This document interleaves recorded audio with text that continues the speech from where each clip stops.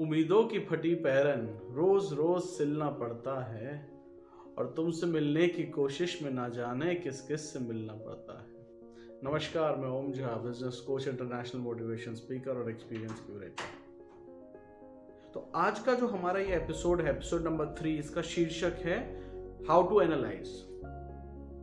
अब एक बहुत बड़ी विडंबना है जो मैं अक्सर हाना अपने जीवन में देखता आया हूं कि हमें ये तो बता दिया जाता है कि हमें क्या करना है, हमें ये नहीं बताया जाता कैसे करना है।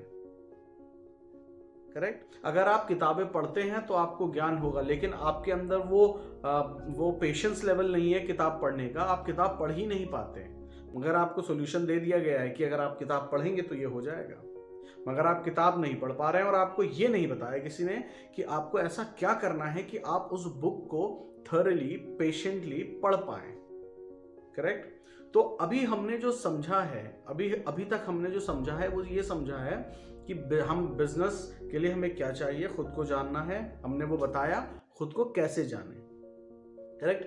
अब हम बताएंगे कि खुद को आइडेंटिफाई करने के लिए आपको बहुत जो शब्द आपने सुना होगा, क्रिटिकल एनालिसिस, आपको एनालिसिस करना है। और अब मैं आपको एनालिसिस जो होता है, विश्लेषण, एनालिसिस का मैं आपको स्टेप बाय स्टेप एक रोड मैप देने वाला हूं, राइट, जिसको आप देखिएगा और उसके बारे में सोचिएगा। करेक्ट? अब होता क्या है कि आपकी जो एनालिसिस है वो किस के बेसिस पे होती है? आपकी एनालिसिस होती है आपकी परसेप्शन के बेसिस पे, राइट? आपका जो दृष्टिकोण है जीवन के प्रति, उसके बेसिस पे आप एनालिसिस करेंगे। करेक्ट? अब आपका दृष्टिकोण कैसे डेवलप होता है वो समझने की जरूरत है। दृष्टिकोण आपका डेवलप होता है जीवन में जो आपके एक्सपीरियंसेस हुए, उसके बेसिस पे आपका दृष्टिकोण, मतलब आपका परसेप्शन बिल्ड होगा। करेक्ट? अब आपका एक्सपीरियंस कैसे बिल्ड होता है? आपका एक्सपीरियंस बिल्ड होता है आपके एक्शंस पे। जो लाइफ में आप एक्शंस लेते हैं उसके बेसिस पे आपके एक्सपीरियंसेस बनते चले जाते हैं। करेक्ट?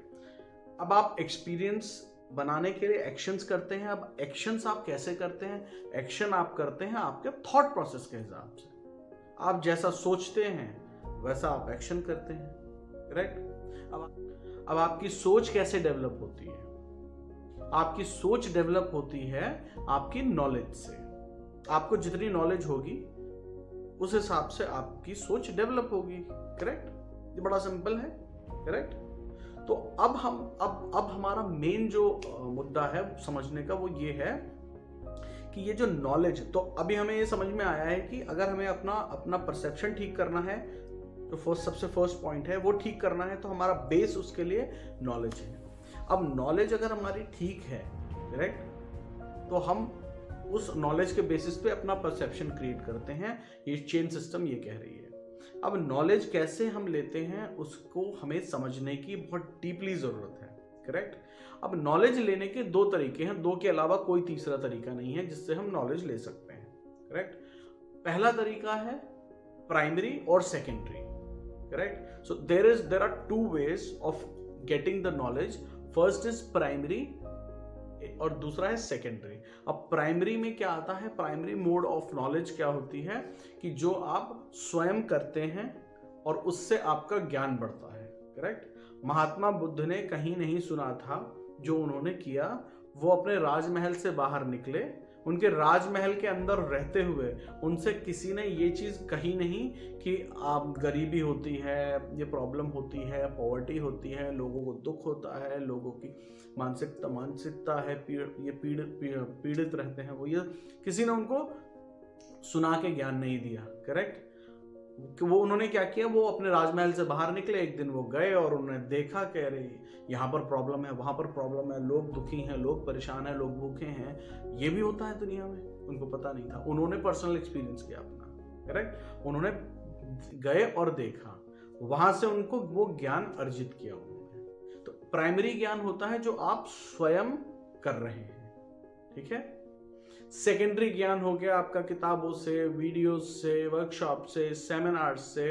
आपको कोई फीड कर रहा है, गूगल से आपको कोई फीड कर रहा है और वो ज्ञान आप कलेक्ट कर रहे हैं। दूसरों की क्रिटिक्स भी उसका पार्ट है, करेक्ट। दूसरों से नॉलेज लेना भी, अभी जो आप ये वीडियो देख रहे हैं, you are taking this knowledge, this is also a secondary form of knowledge.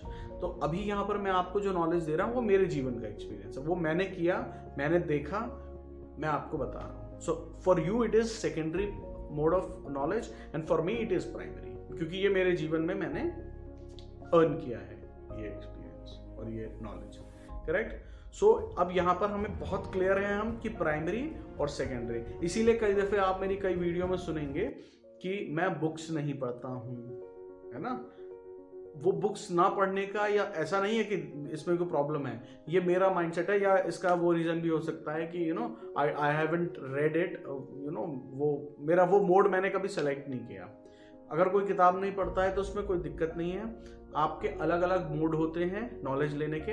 आपका एक मोड अगर नहीं है, कोई ज़रूरी नहीं है आपको सारे mode of knowledge sharing use करने हैं। अगर आप बुक्स नहीं पढ़ते हैं, हो सकता है आपकी सराउंडिंग ऐसी है that you sit with different scholars, आप बड़े बड़े लोगों और अच्छे अच्छे ज्ञानी लोगों के साथ बैठते हैं, आप सत्संग में जाते हैं, या आप अलग अलग चीज़ें करते हैं, वो भी एक नॉलेज शेयरिंग है। So it is not only books. अगर मैं किसी ऐसे इंसान के पास बैठता हूँ जो बहुत स्कॉलर है, बहुत बड़ा PhD है और उसको हर चीज़ के बारे में पता है, उसको महात्मा गांधी के बारे में पता है, उसको ही नोज एवरीथिंग, तो मैं उसके पास बैठता हूँ and I get knowledge from there, right. ज़रूरी नहीं है मैं किताब पढ़ूंगा मुझे तभी किताब से नॉलेज मिले, मैं कहीं और से ले सकता हूँ। So there are different mode of knowledge sharing, correct. तो यहाँ पर आपको क्या है कि प्राइमरी और सेकेंडरी सोर्स ऑफ नॉलेज, तो वो नॉलेज सेलेक्ट करना बहुत इम्पोर्टेंट स्टेप है और बहुत इम्पोर्टेंट टास्क है। वो नॉलेज जब आप शेयर करते हैं तो वहाँ आपको बहुत सतर्क हो। अब इसके बाद मैं एक बहुत इम्पोर्टेंट चीज़ को डिस्कस करना चाहूँगा जो मैंने अभी कहीं वीडियोस में अभी तक देखी नहीं है। कोई अगर आप लोगों ने कहीं देखी हो तो मुझे बताइएगा, बट मैंने नहीं देखी अभी तक, कि हम जब भी कोई एनालिसिस करने जाते हैं, तो प्राइमरी सेकेंडरी आपने समझ लिया, इन्फॉर्मेशन है, बट हम कभी भी कोई एनालिसिस करने जाते हैं तो हम स्टेटमेंट्स में बंधे हुए हैं, जो कहावतें होती हैं उनमें बहुत ज़्यादा बंधे हुए हैं। देखिए, बड़े बुजुर्गों ने जो कहावत बनाई, पुराने ज़माने में जो कहावतें बनी हुई हैं वो बिल्कुल ठीक थी, उसमें कहीं कोई दिक्कत नहीं है, सब ठीक थी, है ना। लेकिन हुआ क्या है कि आजकल का समय और आजकल के टाइम पे वो कई चीज़ें ऐसी हो गई हैं जो उन पे एप्ट यूज नहीं होता है, राइट। पहले हम कहते हैं ना, there is a exception for everything, right. So there is a exceptions of the era also, right. वो एरा का एक्सेप्शन होता है जहां पर कई सारी कहावतें गलत हो जाती हैं। अब हमारी एनालिसिस के अंदर जब भी हम कुछ काम करने जाते हैं तो सबसे बड़ी प्रॉब्लम क्या होती है कि हम उन स्टेटमेंट्स में, उन कहावतों में बंध जाते हैं, राइट। अब मैं आपको एक दो एग्जाम्पल देके अपनी बात को समझाना चाहूँगा कि मैं एक्चुअली में कहना क्या चाह रहा हूँ। मैं एक्चुअली में ये कहना चाह रहा हूँ कि जब हम कोई एनालिसिस करते हैं और उसके अंदर ये आता है कि जितने भी सारे लोग हैं, सक्सेसफुल बिजनेसमैन हैं, वो सब 12वीं पास हैं या 10वीं पास हैं, right. Sachin Tendulkar 10th fail है, everybody is uneducated, right. Literacy और एजुकेशन दोनों में अंतर है, उस पर हम it is a separate topic for video, but literacy और एजुकेशन में अंतर है। तो उन्होंने पढ़ाई नहीं की इन लोगों ने, करेक्ट। हम ये जानते हैं, तो इसका मतलब ये कतई नहीं है कि आप पढ़ना लिखना छोड़ दें। उनके एक्सपीरियंसेस और उनके जीवन लाइफ का जो एक्सपीरियंस रहा, उसके हिसाब से वो नहीं पढ़े, करेक्ट। इसका ये कतई मतलब नहीं है कि अगर आप कहते हैं कि अच्छा सक्सेसफुल होना है तो एक काम करते हैं, 10वीं में फेल हो जाते हैं, पढ़ाई नहीं करते, पढ़ाई छोड़ देते हैं, करेक्ट। क्या ये करने से आप सक्सेसफुल हो जाएंगे? आप लोग अपने आप से पूछिएगा ये जवाब, ठीक है। अब दूसरी चीज, अगर हमें एक बहुत ये, मैं इसको कहावत नहीं कहूंगा, ये तो it is very normal, right. Try till you succeed, एक बहुत छोटी सी स्टेटमेंट है, right. Try till you succeed, which is right. आप तब तक कोशिश, हर वीडियो में, हर मोटिवेशनल वीडियो में आप ये स्टेटमेंट सुनते होंगे कि तब तक कोशिश करिए जब तक आप उसको अचीव नहीं कर लेते हैं। बट देयर आर क्राइटेरियाज जिसके साथ आपको वो ट्राई करना है। हम लोग क्या समझते हैं कि हम अपने दिमाग के हिसाब से, अपनी परसेप्शन के हिसाब से उसको ट्राई करते हैं। मैंने एक जस्ट एन एग्जाम्पल, इसको ऐसे एग्जाम्पल दूंगा मैं कि एक म्यूजिक टीचर ने एक बच्चे को गाना सिखाया, सारेगामापा सिखाया, राइट। उसके स्वर कैसे लगने हैं, वो जब टीचर के सामने बैठा था, उसने प्रैक्टिस किया, वो ठीक प्रैक्टिस कर रहा था, करेक्ट। वो अपने घर गया, टीचर उस समय नहीं था, उसके सुर गलत लग रहे हैं और वो उसी को प्रैक्टिस किया जा रहा है बार बार, लेकिन वो जो आउटपुट आना है, जो टीचर ने बोला, वो आउटपुट नहीं आ रहा है और वो बहुत परेशान है। वो उस गलत स्वर को ही सही स्वर समझ के उसने दिन रात सुबह शाम मेहनत की, बट वो आउटपुट नहीं आ पाया, correct. So try till you succeed में आपको ये भी समझना है, with proper guidance, with proper tools, techniques, आपको सारी चीजें इस्तेमाल करते हुए, एक प्रॉपर गाइडेंस को इस्तेमाल करते हुए ट्राई टिल सक्सीड करना है। लोगों की एनालिसिस ये हो जाती है कि बस ट्राई टिल सक्सीड, मेरे लिए ये सही है, मैं इसी को लेकर ट्राई करता रहूंगा जीवन भर, और मैं तो, क्योंकि लोगों ने कहा है कि ट्राई टिल यू सक्सीड। तो ऐसा नहीं होता है। ट्राई टिल यू सक्सीड का मतलब है उस ट्राई के अंदर बहुत सारे कंपोनेंट हैं। आपको वो ट्राई सिर्फ अपने हिसाब से ट्राई नहीं करना है ना, जो कि 95% लोगों में ये प्रॉब्लम और ये चैलेंज देखने को मिलता है कि वो उस ट्राई को अपने हिसाब से करते हैं। आप करिए, बिल्कुल करिए, if you are confident please do it, but I am telling this for people who have the mindset they want to do in lesser time, right? अगर आपके पास बहुत समय है, you do it as you like, but my suggestion is जब आप उस try till succeed को करते हैं, उस analysis mode में जाते हैं, right?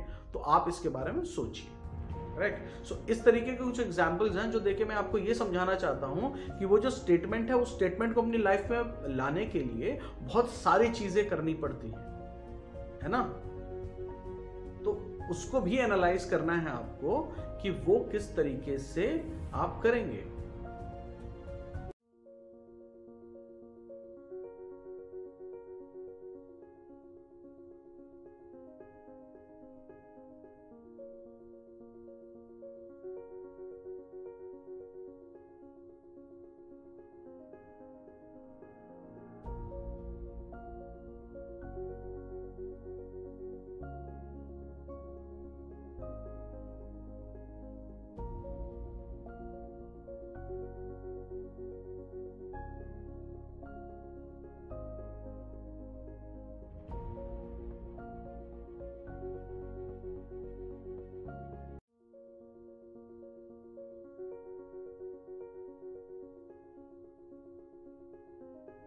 तो मेरी रिक्वेस्ट आपसे ये है कि आप उस एनालिसिस को करने से पहले अपनी परसेप्शंस, अपनी नॉलेजेस, अपने थॉट्स, हर चीज़ को बहुत क्लैरिटी से क्लैरिफाई करिए। और अगर आपने अपनी परसेप्शन को ओपन रखा हुआ है, you know, if you are open to anything, never ever block your perception, कि आपको जो लग रहा है सिर्फ वही है, ऐसा कभी नहीं। न्यू आइडियाज के लिए हमेशा ओपन रहिए, आपके एनालिसिस बहुत ईजी हो जाएगी, right. So thank you very much for listening me. और मैं मेरी 100% कोशिश रहती है ये हमेशा कि आप मुझे कमेंट करें, और मैं जो भी इस वीडियो में बोल रहा हूँ अगर वो गलत है तो मुझे बताएं गलत है, राइट। और अगर आपको उससे आपकी लाइफ में इम्प्लीमेंट करने के बाद आपको कुछ असर हुआ है, आपको कुछ इम्पैक्ट पड़ा है, तो वो भी मुझे प्लीज़ बताएं। और अगर आप चाहते हैं कि उसकी इम्प्लीमेंटेशन में आप मुझसे कोई सपोर्ट लें, I am there for you always, right. Thank you very much and मिलते हैं नेक्स्ट एपिसोड में। थैंक यू।